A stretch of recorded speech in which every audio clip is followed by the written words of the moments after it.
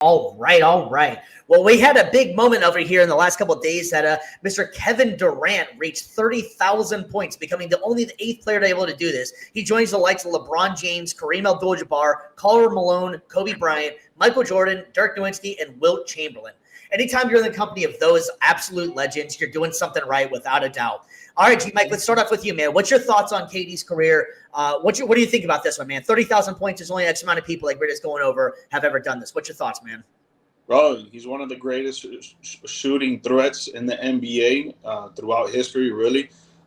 Easy Money Sniper is his nickname, and you see it. He can score at will from the layup lines, from the midi, from the three-point, from the free throw. It doesn't matter. This guy's getting a bucket. He's a walking bucket for sure. And if it wasn't for those 2 years that he didn't play in the NBA, I think he would have been at 35,000 points, if not to be frank. But dude, man, KD's a pure scorer, man. Great offensive arsenal, and you know, like he's gonna climb up there in the ladders, and he'll probably not reach LeBron James type, but he'll probably get close. He'll get maybe to what, 3rd, 4th, up there on the list. So I can see him there, at least top 5. Yeah, for sure. You know, it's always like I always feel like one of those like fun-filled NBA questions if you're ever out and about and at like a bar or something like that is how many times, like how high of a level of Karl Malone is. Did you ever honestly, if all those players, and I threw Karl Malone in there, did you anybody actually expect that one? I feel like he's always the answer if you're ever trying to trick somebody into name the 8 players that have 30,000 points, you know? Durant, Kareem, Jordan, Dirk. Dirk was surprising too, because I knew that's my Mavs guy, obviously, but I was kind of surprised that he was actually in that list as well. But yeah, I would just find Karl Malone interesting because he's in like the top 10 for almost every friggin' statistical thing there is in the NBA. All right. And what's your thoughts on the 30,000 club, man? I mean, it's impressive from a lot of ways, like G. Mike described, but I think what's also amazing for Kevin Durant as well is that not only is he, you know, like we talked about earlier with Karl Malone, he kind of got into that 30,000 point club because of the amount of seasons he's played. He's still consistently a great scorer, don't get me wrong. He averaged 23, 24 points a game. It's impressive, but over 19, 20 seasons, it's kind of a little easy to creep up into that all-time ranking. Whereas Kevin Durant, not only has he been able to get 30,000 points, but he's also led the league in scoring 4 times. And of the people on that list, only 2 others have had more scoring titles in their careers than him. That's Wilt Chamberlain and that's Michael Jordan. That just goes to show the dominance that he has really brought to the table. And like we've said, he's a Swiss Army knife on the offensive end. Like G. Mike said, inside, outside, at the line. He's just an amazing scorer, probably the greatest scorer of this generation by far. I know, obviously, we got LeBron James to keep in touch with as well. But if we're purely talking about getting the bucket in your bag, there's few that can top Kevin Durant. Yeah, I remember watching him whenever he's coming out of University of Texas, whenever he got drafted originally. And I remember just watching him in college and just thinking, man, this guy's on such another level than everybody else. You could see it back then that this guy was going to be the real deal. Durant's such an interesting person as well as an NBA player as well. I mean, we had that amazing speech where he's up there crying with like my mom's the real MVP, and you know that was really heartwarming and everything he's gone through with that. Durant has also been criticized a lot in the NBA because he comes off as a little bit weak sometimes. He always has that secret burner account. Yeah. What do you guys think as far as legacy goes? Does he come off as more of a ring chaser, or is he going to be you know what I'm saying? Like he's jumped around how many teams here? Actually, we have the graphic here. He's been on the Sonics, the Thunder, the Warriors, the Brooklyn Nets, and the Phoenix Suns. And there's a possibility that he was going to get traded again. So do you think that plays into any kind of legacy when it comes to Kevin Durant? Or what would you also, and I'll go, T-Mike, we'll go with you on this one first real quick. Does it play into his legacy that he's been on so many teams? And if he's going to retire, you know how NFL does, you're going as a certain player. I don't think NBA does it that way. What team is he going to go in? So a 2-parter. What you got, man? I don't think it messes with his legacy, honestly. I think it just he did it his own way, just like LeBron did it his own way. MJ did it his own way. Kobe did it his own way. I don't think it's going to really mess with his legacy like that.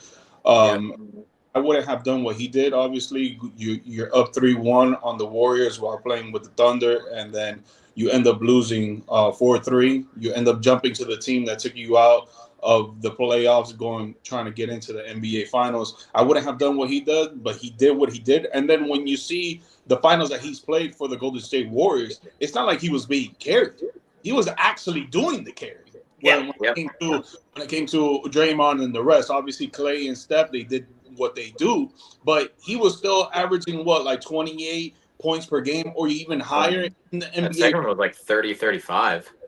So it's like, I wouldn't say that it messes up his legacy. Yeah, again, people don't disagree with what he did, but he did it the way he did. And then he tried to go to the Nets and try to do something there. He didn't play for 2 years. And then when he was playing, he didn't have his around him as well.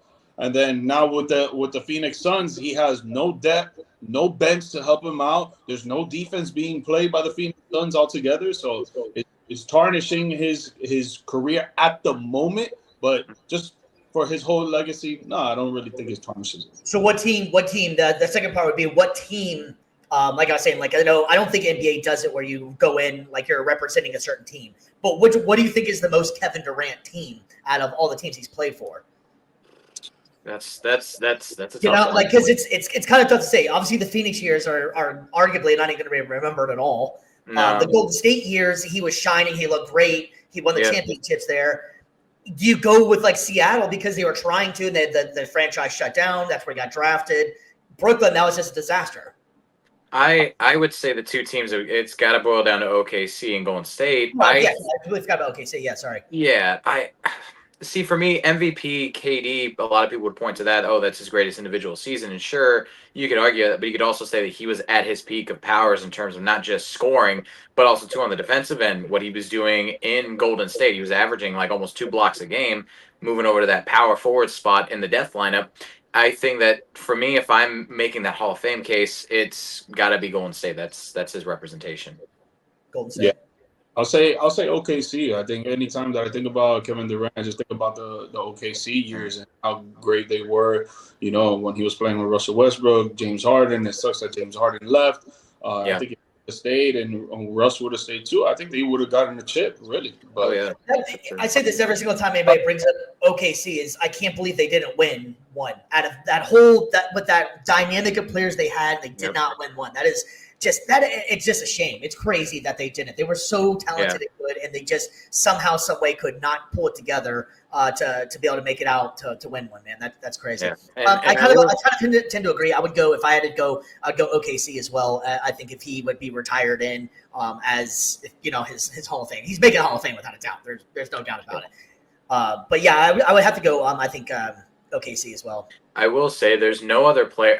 I will say when LeBron made the move from Cleveland to Miami, he became the biggest villain in NBA history. And then Kevin Durant, 2016, said, "Hold my beer." So I think that's, for me, a guy that's one of the biggest heroes to have one of the biggest falls from grace. I think that's going to be.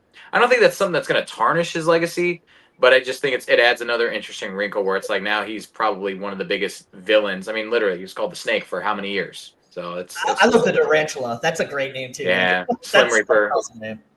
Slim Reaper. That's. I go with Devontae Smith every time I hear that one though. But Durant is just such an interesting player. There hasn't really been too many players in the NBA like Durant. You can say a lot of different things about him. Like he was kind of soft at some point, and then all of a sudden that he's a great player. But I don't know. It just he has had such an interesting career. But arguably one of the greatest scorers of all time. I would put him easily in the top 75, like they've been doing. He deserves all the kudos. He also deserves a little bit of the backlash that he gets sometimes because he jumped around a lot. He almost seemed like a chaser a little bit. But having said that, man, that was what a hell career though. Shout out to Durant, man. That'd be amazing to have his career. KD trade.